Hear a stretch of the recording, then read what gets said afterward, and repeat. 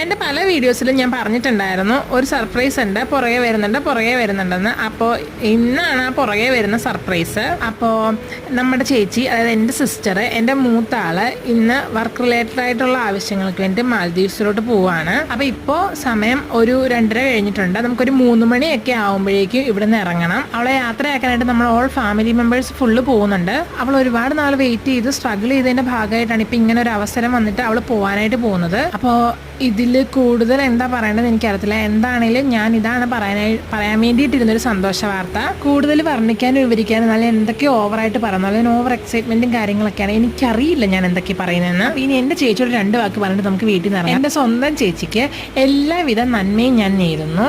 എൻ്റെ ഹൃദയം നിറഞ്ഞ ഹാപ്പി ജേർണി. അപ്പോൾ ഇനി ഞാൻ എന്തെങ്കിലും പറഞ്ഞാൽ ഭയങ്കര ഓവറായി പോവും. അതുകൊണ്ട് നമുക്കിനി ബാക്കി വഴിയെ കാണാം.